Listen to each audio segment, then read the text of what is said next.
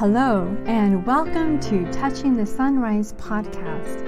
I am Sister Catherine Herms, author of Surviving Depression, A Catholic Approach, and Reclaim Regret, How God Heals Life's Disappointments, and spiritual guide in the Heartwork program, which specializes in helping people walk the road of spiritual growth and inner healing.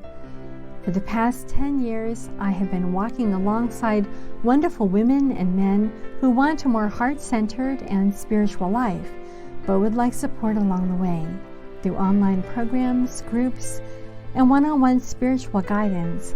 I walk with people along a contemplative and healing path, one that has been trodden for thousands of years. Basically, I'm here to help you surrender to the power of the Holy Spirit, who has come to make your being the throne of the Holy Trinity, so that your life, your prayer, your relationships, your dreams and goals will most deeply satisfy the desires of your heart. You can find out more about me and what God has led me to do in the world by visiting my website, touchingthesunrise.com. Welcome to our fourth presentation on learnings for midlife, and I'm here with my friend Jeanette. Delightful to be here. Thank you, sister. And it's exciting as we go forward, studying and really exploring the mystery of midlife and the possibilities of hope and just all the ways that our midlife can open us up as we go through the next decades of our life that truly can be so beautiful. Absolutely. First, I want to just remind us what our first three learnings have been. Mm-hmm. Our first midlife learning was we have to get lost in order to find ourselves. The second midlife learning was be attentive to pockets of possibility. And our third learning was to go forward, we must stop looking back. Today, we're going to be looking at our fourth midlife learning. Expect grace and generosity of spirit in yourself and in others. So we're talking about grace and generosity of spirit. When I think of generosity of spirit, I think of those times when I've been willing to be there for someone else, but I also try to think of like times when I felt more open, more accepting, ways in which I've been a generous person in the way I've thought and in the way I've felt and the way I've interacted with other people. And also that generosity that in my best moments that I give without expecting anything in return. You know, that way of giving and loving that's a total pure gift. One of the things that I think about when I think about this generosity of spirit is exactly that that part of it that is doing it without expecting something in return, without even expecting someone to say thank you, just to do it because that's what's coming out of you. And more and more, if you look for that in others, you will see it, and it really inspires you doing it as well. Yes, even in those very subtle ways of trying to understand another person and not even expecting that they will try to understand you. You know, exactly. There's so many layers to generous living, not just being generous, but generous living, generous being.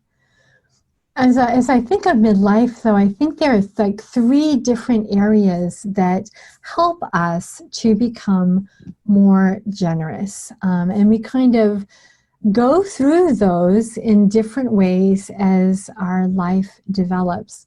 Last time we really looked at Daniel Levinson's stages of adult development. And today we're going to be looking at another model of stages in development.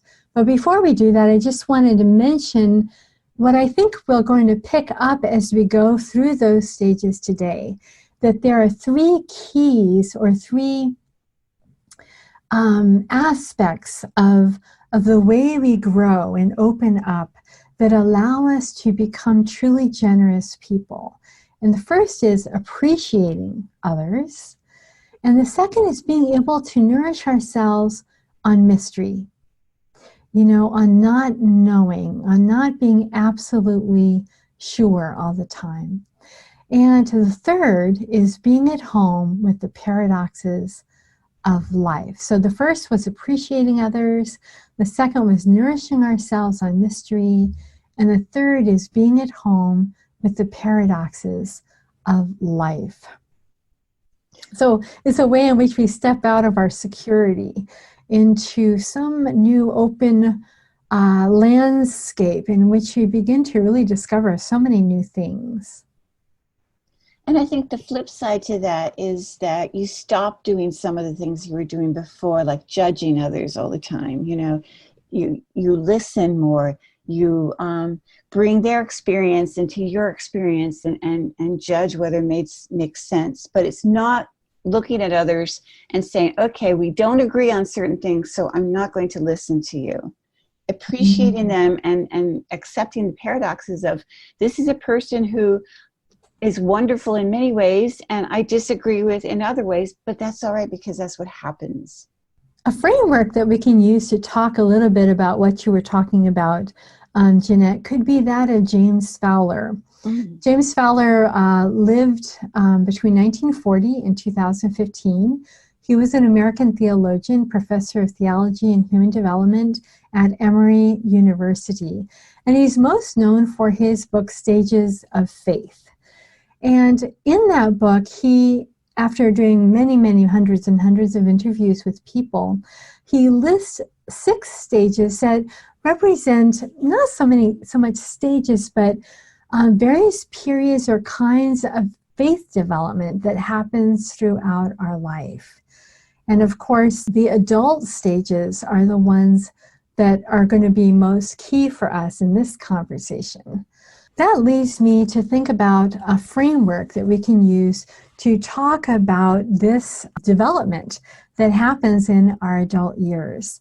And we're going to use today the framework that was created by James Fowler. He lived between 1940 and 2015. He was an American theologian, professor of theology and human development at Emory University. His book, Stages of Faith, is what he's most famous for. And in that book, he lists 6 stages that represent like periods or kinds of faith development that happen in us throughout our lives. And today we wanted to really focus on the stages that happen between our teenage years and our adult years.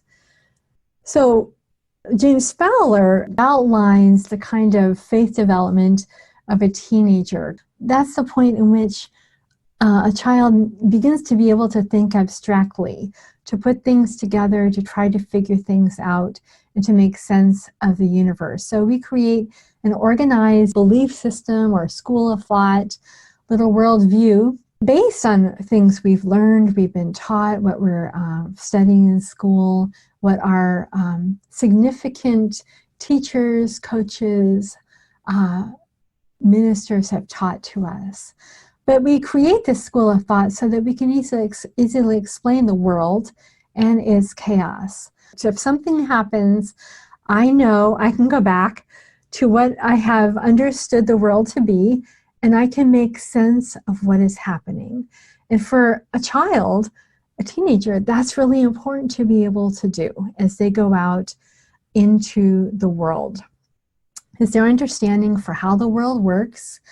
And they often struggle to step outside of that into something that is unknown.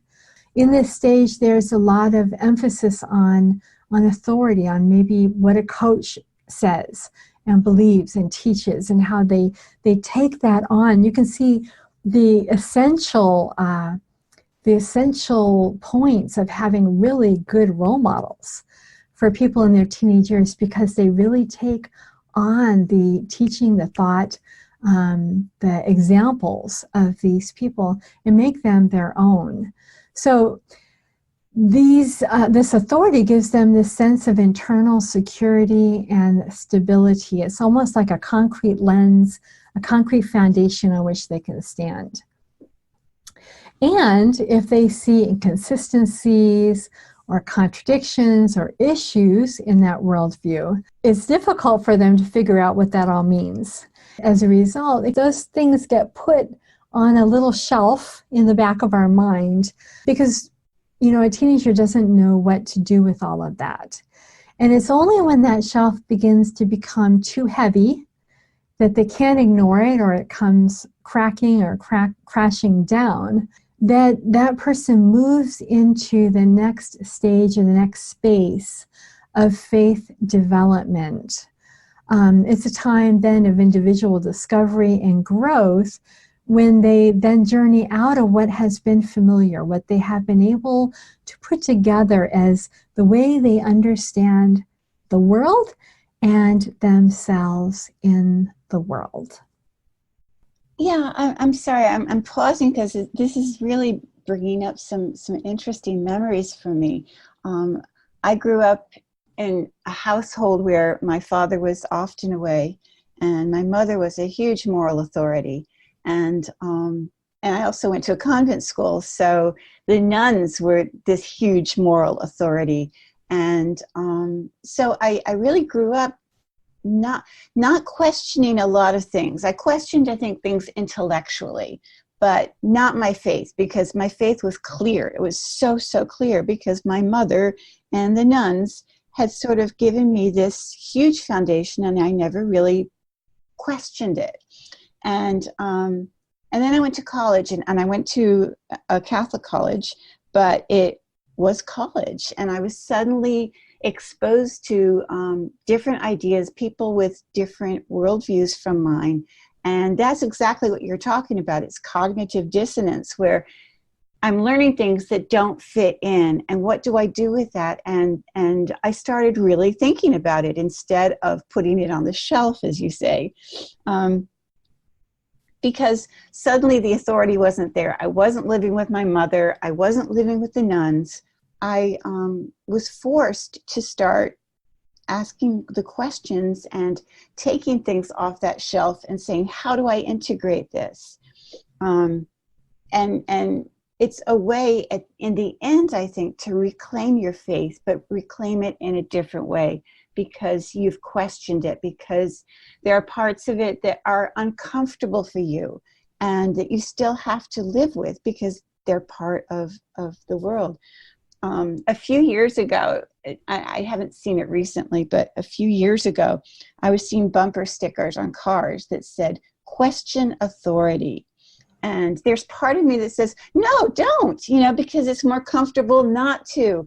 I was much more comfortable living in my little cocoon of not questioning authority. But I think that you really need to do that and go through that in order to have a more mature faith and a more mature intellect, and a more well-rounded life. So you're really talking about this next stage, which would be stage 4 in James Fowler's, in his vision of how this develops. It's almost like a sense of destruction and reconstruction of our faith, not of the Catholic faith or the Christian belief, but the worldview that I put together, the beliefs that I had, which I had left unquestioned.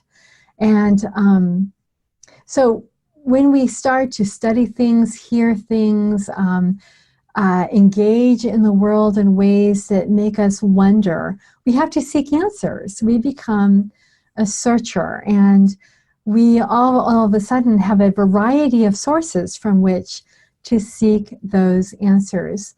And we have to put those together in new ways. We have to almost internalize the values that were given to us and that we just accepted before. This is a really delicate stage, because if a person enters this space and never moves through it, they can become very disillusioned with faith, with God, with hope, with values. And if they never move out of that, they can reject what they've learned from their beginning. They can reject their foundation. Mm-hmm. And however, if they do move through it, if they go through this crisis of faith, if they find a reconciliation and a closure to all of this unrest within them, they move out into this place of light that's very beautiful. I remember there's a Rilke line somewhere that said, live with the questions. And I don't know when I read that, but that has always stayed with me, that it's so important to be able to live the question. And I think it's important to remember that it's not static, that this is going to continue. You're going to continue to encounter thoughts and events that cause you to reconsider how you fit that into your worldview. So it may start with teenagers, but it kind of continues through your life. Yeah. And living the question then doesn't mean there isn't an answer. Right. But it does mean that now I have to work through all the questions regarding this in order to reclaim the answer as my own, not just my mother's or the convent, the nuns, as my own. I work one-on-one with a lot of people, and many times there'll be like, tell me this, what do I do now? Right. What's the answer for this? And I don't answer them, because then I become another authority. Right. That they just have to say, okay, sister said this, or whatever, instead of saying, okay, well, let's think this through. Live the question, and you will come to the answer. Right. But it will be the answer will have the coloring of your personality, your character, your history, the spiritual life that you've lived with God, which is different from mine.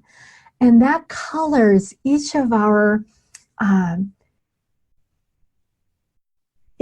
expression of the truth, of what is true. I'm thinking right now of like a beautiful mosaic. We all belong to the same mosaic of the body of Christ. But if we were all one color and every single stone was exactly a square, it would be a very not a very beautiful mosaic. But instead, we're all there in the body of Christ, but mine might be a pastel color and yours might be flaming red and someone else's might be green. But we all make up this beautiful expression of what is true. And that gets filtered through our past experiences, our history, our personalities, our prayer. So when you walk through then this critical crisis of faith, of doubt, of uncertainty, you never are able to go back to your old modes of ways of thinking. Life is really never the same. So when you do walk through this, you move through into stage 5. And usually this can take many years in this journey through stage 4 and then through stage 5. And as we're talking about this, I don't want you to be thinking, okay, I have to figure out what stage am I in? What do I have to do to get to the next stage?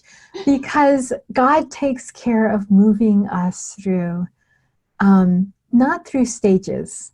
Because these stages, if we want to call them stages, I call them spaces. There's spaces of encounter with God that happen over and over in these little pockets of encounter that open us up in new ways, that make, even now, I see again like, oh wow, I'm still holding on to this unquestioned way of seeing the schedule, for example, in our community, or this rule or that belief or whatever, instead of stepping back and saying, let me explore and enter it more deeply and enter it with more wisdom. To gather together, not just as a sister, what I learned in novitiate from one person 30 years ago, but from what I've seen from 100 women living this together. What now is a much wiser way of integrating that into my life? That's the kind of thing we're thinking of. Right. And in that journey, it gets a little rocky and a little scary sometimes because we begin to be uncertain and walk into the unknown But it's only in getting lost, as we said, that we are able to be found. I have a story about, it was told that during a class we had, it was an older Jesuit, and he was talking about how at a certain stage of his life, he just was very depressed, and he didn't quite know what his problem was, what was wrong. And he spent many months, like 8 or 9 months, just not being able to get his act together, not being able to get out of the chaos within his own soul and psyche and emotions and thoughts. And he talked about how a younger Jesuit would come and sit with him every night and not say anything. He would just listen and receive whatever this older Jesuit had to say, whatever was in his heart, whatever was in his mind, whatever that chaos was. He didn't correct him. He didn't tell him what was better to be thinking, why he was incorrect in the way he understood things. He didn't do anything. And I often think about that younger Jesuit in this case, how, you know, sometimes when you're hearing things, it pushes your buttons. Have you ever experienced that, Jeanette? And I have. You know, things, you know, push your buttons, and it's like, you know, they frighten you, or they at least make you sit up and like, what is she saying? Or what do they mean by that? Or like, that's a scary thing to say and believe or whatever. And yet he had the courage to simply be there as a presence. And for him, that was really a wealth, because it takes a certain strength of character and generosity of spirit to be able to receive the paradox of another person. Right. And to hold that for them without intruding yourself in on it. And as the Jesuit was telling his story, he was saying how within 8 or 9 months, it just all kind of passed, and he emerged out of it very strong, yet more gentle, clear, but yet more willing to live with mystery. So something had happened in those 9 months, and I'm sure for the younger priest who listened to him, something had happened for him too.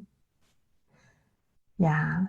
That's such a beautiful story, because it really illustrates that we can do all of this. You know, you said he was an older man. We can do all this in midlife. We can move through these things and change and develop and listen and learn. And it's just, that was a beautiful story. I love that. So when we exit the tunnel of those years of questioning and searching, we come to this beautiful place of newness and of light that feels very, very different from what we had previously experienced. Suddenly we kind of realize the limits to ourselves, to what we can figure out on our own, the limits to the way we emotionally react to things, that this isn't necessarily the only way to react or the best way to react. We encounter the limits of our personal spirituality as we see the great wealth of being able to listen to others' experience of God and their experiences in life. We're open to learn and to be enriched by others. So we're able to give generously, but also to receive generously. There's that level of appreciation that actually makes us richer in our life. So we can call these the sacraments of the mysteries, of the paradox, of the sacrament of chaos that we can open up to and listen and learn through. Yeah, and I think that is really, we talked a little bit at the beginning of the podcast about generosity of spirit, and that's really where I see all this flowing, where you're generous in what you're giving and you're generous in what you're receiving, and it's all part of this one same, I don't want to say continuum, but this same experience that opens you up to others. I want to tell a story that it involves you, sister. But a few years ago, for a number of different reasons, I became the guardian of an elderly woman at a time when she was sadly sliding into dementia, which is why she needed a guardian. I had known this woman. I loved her for many years, and it just seemed like that was a logical thing for me to do for her. But I was doing it at a distance. I was living in Boston, and she was in Wellfleet on Cape Cod, and her dementia increased, and I was living too far away to really help her. I was spending all my weekends with her. We had some people coming in during the day, during the week, but she needed a lot more than that. She really needed someone living with her. And I realized then that there were two options. I could have her put into a nursing home, which she would have absolutely hated, or I could do something about it. And I could move in with her.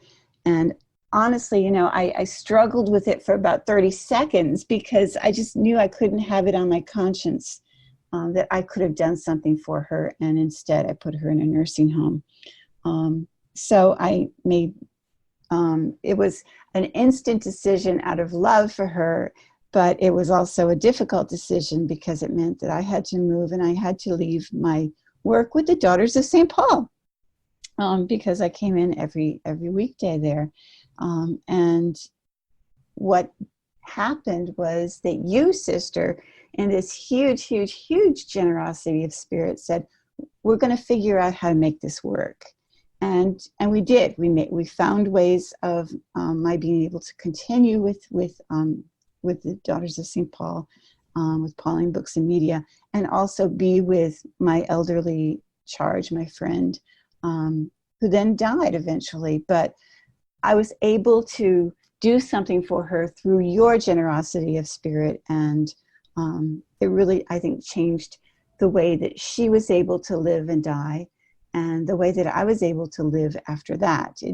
Your generosity of spirit really changed my life. And your generosity of spirit, actually knowing that you had made that decision, is what led also to our generosity of spirit. So generosity of spirit is almost contagious. Because we're made to be generous. I never thought of that, but that's brilliant. Yeah, we're made to love. We're made to be generous. We're made to give. Right. Yeah, I just think there's just so much about our faith that centers on generosity. And I think we have to stop and realize that where that's coming from, that it's flowing from the abundance of love that we receive from God. It's unconditional, absolute love. And so we know fundamentally that we're blessed, but even so, it takes some effort to cultivate our attention to finding and keeping a continued awareness of the presence of God in daily life, because that's what enables this this exchange of generosity in giving and seeing it in others and in receiving it. And it makes us more open to seeking his hope, God's hope, and his guidance for us in everything, from everything, from the great and wonderful things that we see and the smaller actions that we can take to respond to the realities of those who are poor and those who are vulnerable. So this stage that we've been talking about, often people don't reach, quote, reach, talking about it in the language of stages until their late 40s and their 50s, because it requires a certain amount of living through life, of encountering the paradoxes and the inability to resolve situations, the chaos and the complexities of life. So, it takes some time in our midlife then where we realize we're not going to resolve them, but we move beyond them to decide how we're going to live, how we're going to give, how we're going to be generous. The last stage from James Fowler's model, if you will, is very few, they say, reach this stage. It's a stage of the Mother Teresa of Calcutta, Mahatma Gandhi, the saints and the gurus throughout the ages. There are people who, had this undefiled spark of pure humanity within them. They're people, of all faiths, really, who are characterized by a loss of selfishness, a loss of, I need to get my individual way, my wants and my needs taken care of. And there are people who live totally in the full service of others.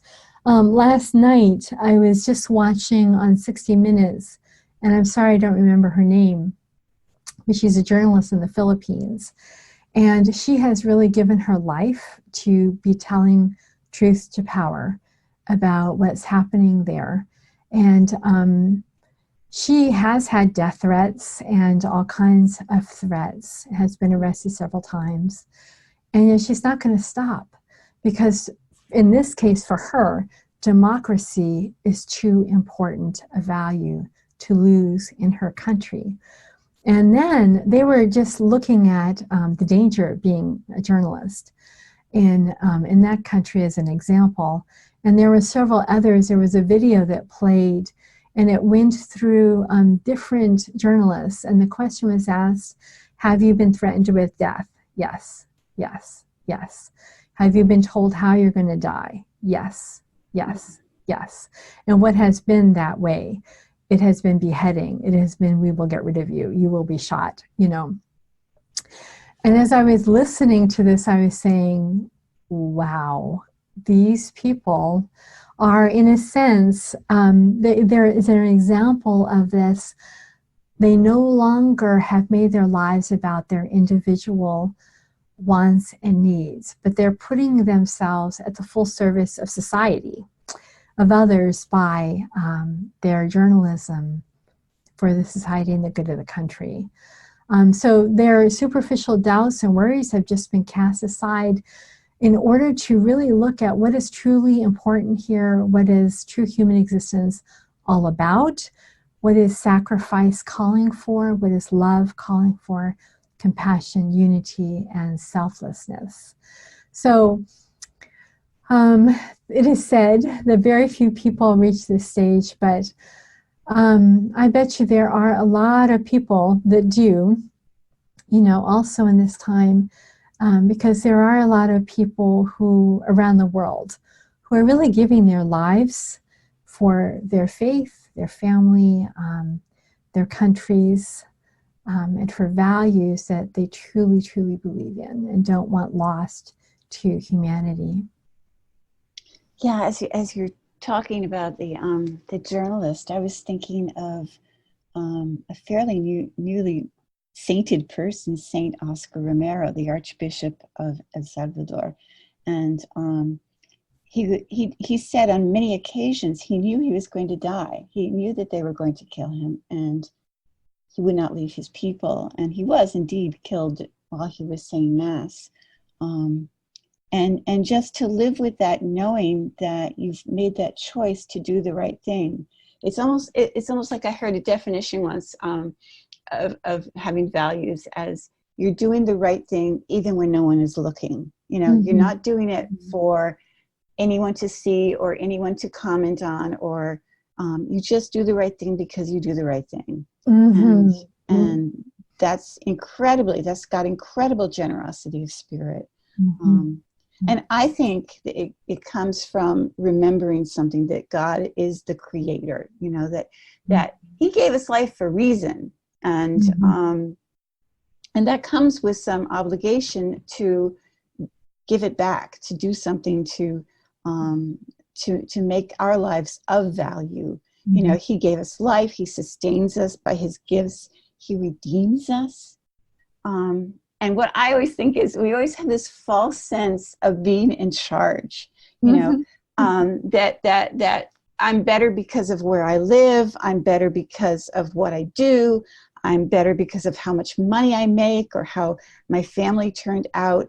And the reality is that all these things, it's not about us. It's about God's grace. Through God's grace, I was given certain gifts, and I think they come with some sort of obligation.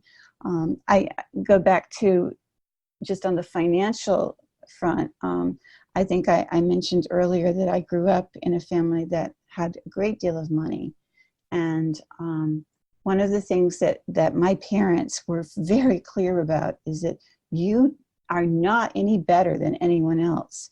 And in fact, you have an obligation, because you were born into this this situation, to give to others, to move some of not just the finances by giving to charities, but that you have obligations because you were given so much. And I think that in a sense, they were speaking obviously financially, but in a sense, we were given so many gifts that we do have obligations.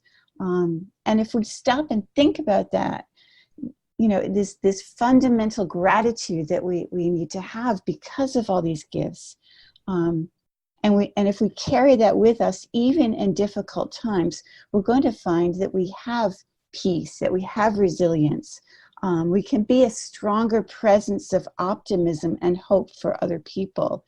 And eventually, as we get into if we reach this stage you've been talking about, or if we come near it at least, then our lives become this ongoing experience of giving to others what God's given us. Mm-hmm, mm-hmm.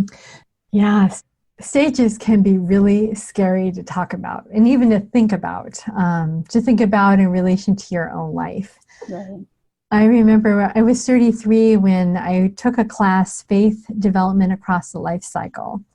And in that class, we studied many different authors who had different stages of development across the adult lifespan. And I am so grateful for that class, because it made me realize what was coming, what was in the future. And it made me realize, especially at that time in my early 30s, what I was feeling and going through was good, was normal. Right. And also I learned from that moment that it's not like I have to say, okay, I've been at stage 3 a little bit too long here. I think I'm going to do this, and the other thing to get out and move along.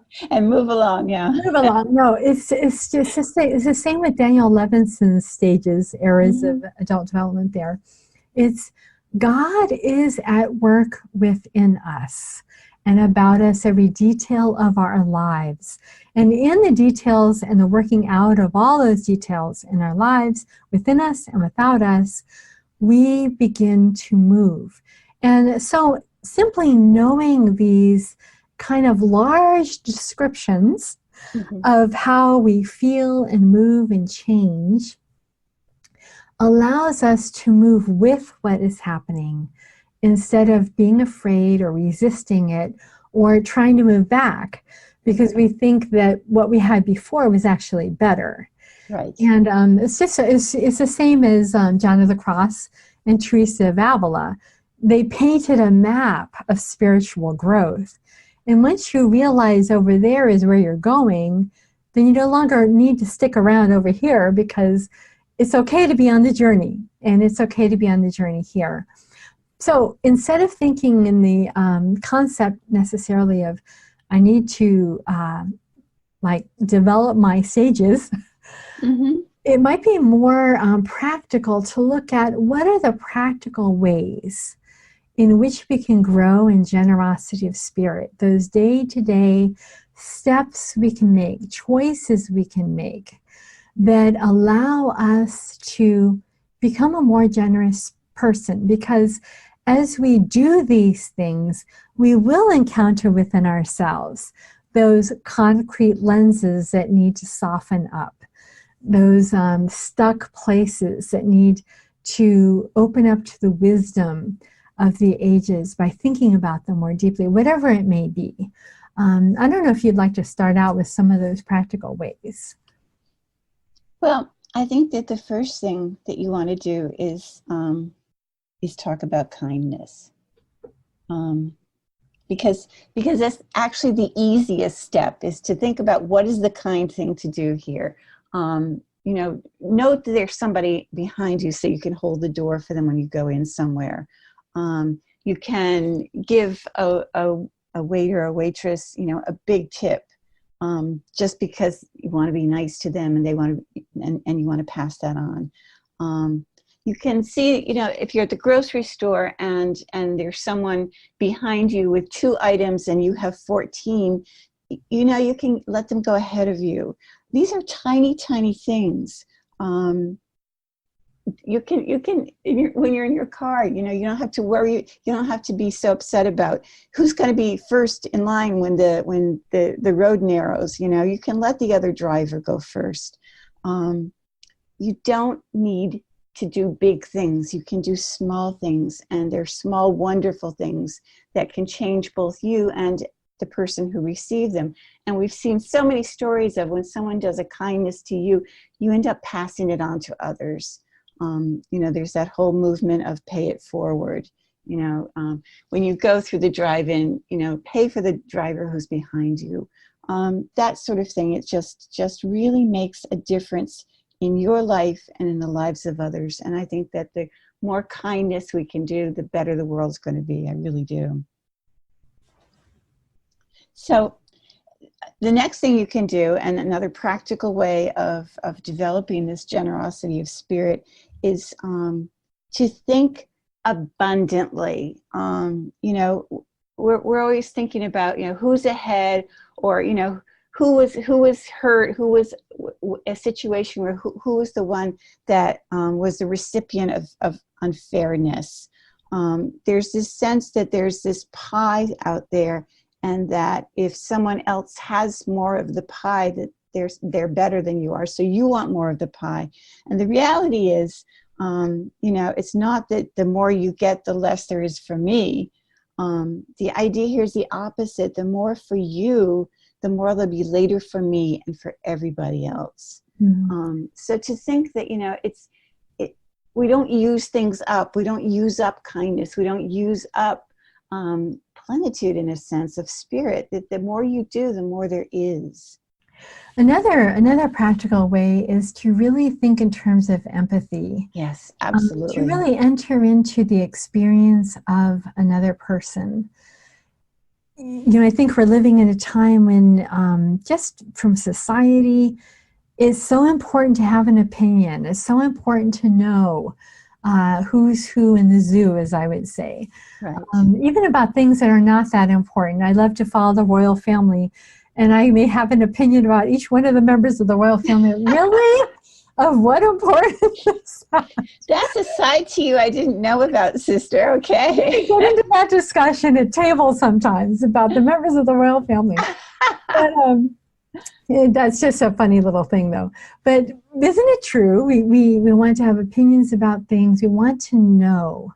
It's important to us. It's important to an adult to have a sense of understanding of something. And to be intelligent is not to just let things slide. And to be intelligent is to be curious, to want to know, to want to figure things out, to want to analyze the situation. But when you're coming to people, though, when you're coming to listening to others, when you're coming to situations of paradox, to allow in that paradox, one of the key practical considerations is to have empathy for the other person. Empathy for how they're experiencing something, or how they look at something because of maybe what they've been through, or maybe what they've received, or where they went to school, or whatever it may be. But just that sense of, what can I learn here? How can it enrich the whole conversation? How can our conversation enrich both of us? And how can we together more completely come to understand what is true, good, and beautiful? I think that's so true. I think that we often get into this, one person has to be right and the other person has to be wrong. And that's the mindset. And to be able to have that empathy and say, again, that I don't agree with all the things you're saying, but I'm listening to them. because I care about you as a person. And I may end up at the end still not agreeing with you, but at least I've heard your point of view. And we don't know what stories, we don't know what the backstory is to people when they present themselves to us. So if there's something that we disagree with or don't like, you don't know what journey they had to get there. And just as they don't know what your journey was like to get there. And it's just so important to just be able to try to enter into their experience, because it really does enrich both of you. I think you're so right. Connected with that is really giving others the benefit of the doubt. Right. It's so easy to assume motivations for things that are said or done or that we see, and that people did things on purpose or they did things for this or that reason. But there's a certain malice, which we don't consciously assume, or we don't consciously assume our own sense of looking at another person's activity as having a certain malice to it. But when we give people the benefit of the doubt, we just let them be, say, and do what's happening without necessarily judging it before the words come out of their mouth. Right, exactly. The action happens. And not to judge them as people. Maybe I don't agree. Maybe I feel that something is not right. But to be able to give the other person the benefit of the doubt as they're also struggling through growing in their life, searching for a way to find what is more real, more true, more accurate, more really truly founded on what is real, Yeah, absolutely. I to go back briefly to what we were talking about before, that transition time of college and being encountering different opinions and learning and growing. I find it interesting now with as I look back in retrospect, but my mother and I were both, I say we're both because she's deceased, but both practicing Catholics. And interestingly enough, being Catholic led me in one political direction and led her in another political direction. And at first I was so upset that I just, I can't talk to her. I can't deal with this because I've taken a different route based on some of the same precepts, interestingly enough, based on us both being Catholic. But then, at some point you realize I'm starting to make assumptions about the other person based on the things that I disagree with, rather than giving them, as you say, the benefit of the doubt and thinking, okay, they've come to this point, and this is where their faith led them, and this is where my faith led me, and that's really okay. You've got to be able to live with that because you still love the person. So there really is a lot of work just to letting in what another person is saying. Yes. With all of its nuance. When we've already judged it before it's out of their mouth, then we're laser sharp on what we think they're saying. And we can't hear all the nuance of what they're truly saying, to hear them as they are. And that's a lot of hard work to be able to do that. But it's work that's so important. Yeah, and I think finally, one of the things that we often leave out when we're talking about generosity of spirit is being generous with yourself. I find this particularly difficult. I'm always saying, oh, Jeanette, you're such an idiot. When I do things or think things or say things that are pretty idiotic, which sometimes happens. But to just be able to be generous of spirit with ourselves, inside our heads, inside our hearts, inside our souls, it means that our spirit is going to be pulling that out into the world. It's what we're going to be emanating, even when we're not speaking, even when we're not going through these different stages. That is going to really inform the way we are in the world, and it's going to touch people. But I again, if those are great practical steps, and I think they're important to think about.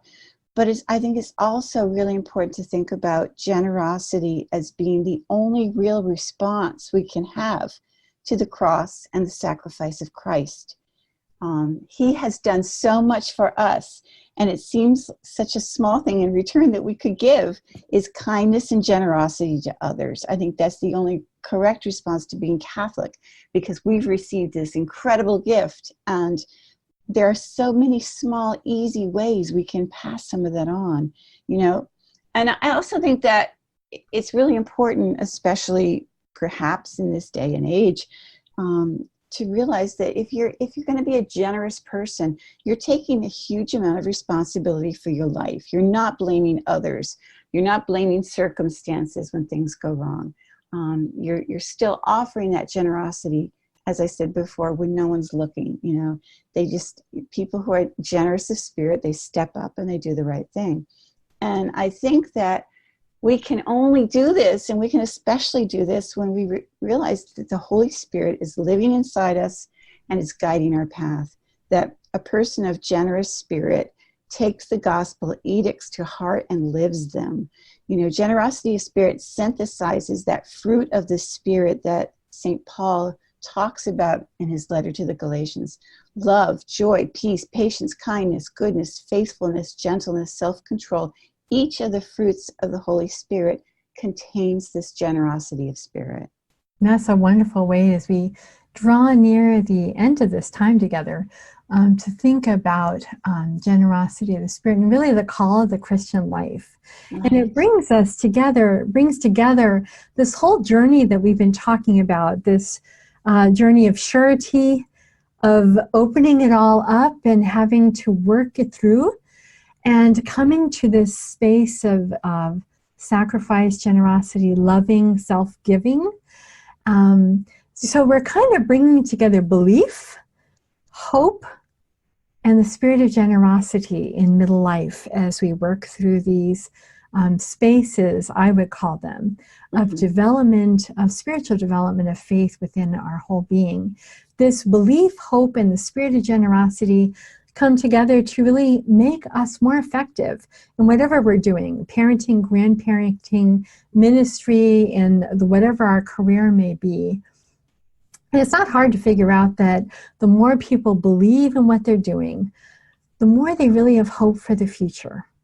And the more hope they have that tomorrow will be better than today, the more likely they are to be generous of spirit in all they do. The more generous they are, the more everyone around them is likely to believe in the greatness of the community. And the more they believe, the better their lives will be. And absolutely, those of us in our middle life, our middle years, there's 20 of them or so, really it's about building the community, building tomorrow. It's about carrying that torch of hope, belief, and generosity, so that those younger than us, those behind us, can also have the courage to follow that same journey. Absolutely. It's really important that we're emanating that, because that's what's going to change the world. It really is. So it's been really beautiful, as usual, as always, speaking together with you, Jeanette. And we have one more of our midlife learnings next time. And so I look forward to that. I thank you again. And I want everybody to know that we're thinking of them and praying for them as they negotiate these journeys in their own life. God bless you. God bless you all. God has amazing ways of knocking on people's hearts, awakening desires, arousing questions, provoking an unexpected spiritual fire. Remember, if you'd like some extra support and are ready to embark on a sustained spiritual journey, you can connect with me in a number of ways by going to my website, touchingthesunrise.com. So until the next time, take care of yourself. And remember that you are not alone. You are loved no matter what. And when you search within yourself, you will not only find yourself, but the throne of the divine Trinity. You have a calling, a mission, and every gift, every grace, every moment, even every fall, mistake, and sin is a step toward your completely and wholly being taken up into the mystery of God's love for you and for all creation. Remember always that You have a treasure of inexpressible joy hidden in an earthen vessel, small and fragile. May this overflowing joy fill you and yours with its fragrance. God be with you.